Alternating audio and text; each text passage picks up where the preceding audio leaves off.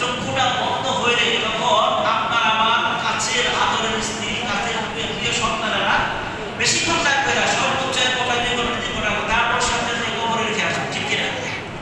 তখন কবরে আপনার আমার সাথী কি হবে? কবরে আপনার আমার নাজাতের মুসিলা কি হবে? কে আপনাকে বাঁচাবে? কে আপনাকে মুক্তি করবে? এই যে আজকে আপনার নামাজ পড়তে আসছে, এই নামাজ পড়ার জন্য কোন টিকিট দিতেছে? তার কাছে কোনো দিন হবে, জবাবদি করতে হবে। মুসলমানদের জন্য উন্মুক্ত সেই ঘরটা কি? আল্লাহ পাকের দরজা, আল্লাহ পাকের ঘর, বাইতুল্লাহ শরীফ, মসজিদ। যে মসজিদটায় কোনো আসতে টাকা পয়সা লাগে না, কোনো কৈফিয়ত দিতে হয় না, তার কাছে কোনো জবাবদি করতে হবে না। আপনি আসবেন সুন্দর করে আপনার হাজত পূরণ করে নিতে হবে এবং হাজত তুলে ধরবেন।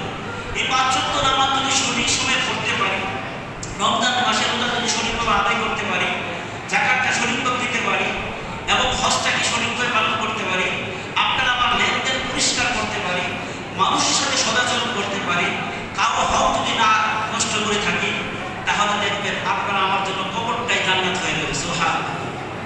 আর যদি নামাজ সঠিক না থাকে, লেনদেন ঠিক না থাকে, হজ, রোজা, রমজান মাসে রোজা, যাকাত এগুলো সঠিকভাবে আদায় করে না থাকি, কবরটাই আপনার আমার জন্য জাহান্নাম হয়ে যাবে, অন্ধকার হয়ে যাবে, মাটি চাপা দেওয়ার জায়গা হয়ে যাবে, সাপ বিচ্ছুর ঘর হয়ে যাবে।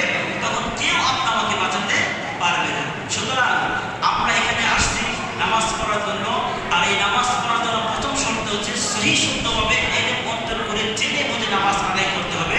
অন্যথায় এই নামাজ যদি শুধু শুধু সুযোগ ক্ষেত্রে দিয়ে চলে যায়, এই নামাজ আল্লাহর দরবারে কবুল হবে না।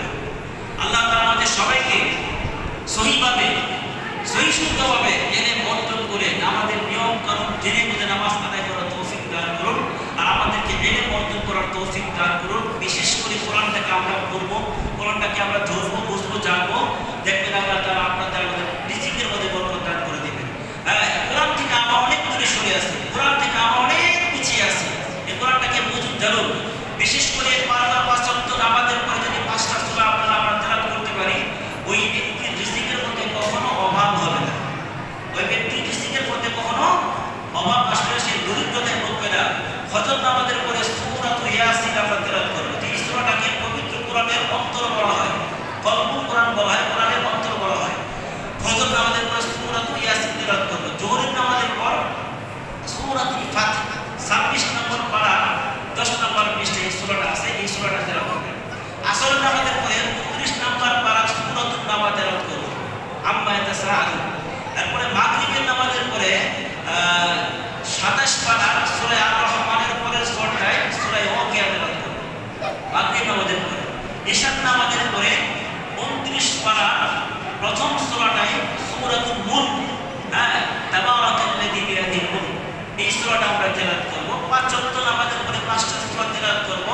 এই সূরা মুলক যে ব্যক্তি তেলাওয়াত করবে, কিয়ামতের মাঠে এই সূরাটা ওই ব্যক্তির জন্য সুপারিশ করবে।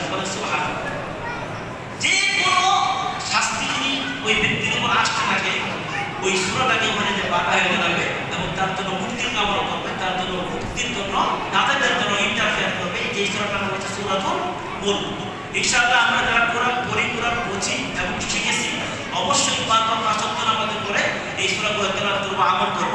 আল্লাহ তাআলা আমাদের সবাইকে, প্রত্যেকটা ব্যক্তিকে, প্রত্যেকটা বান্দাকে পবিত্র কোরআন ভালোভাবে শুদ্ধ আকারে শিখে তেলাওয়াত করার তৌফিক দান করুন এবং আমাদের ভিতরে বিশুদ্ধ তেলাওয়াত করে নামাজটাকে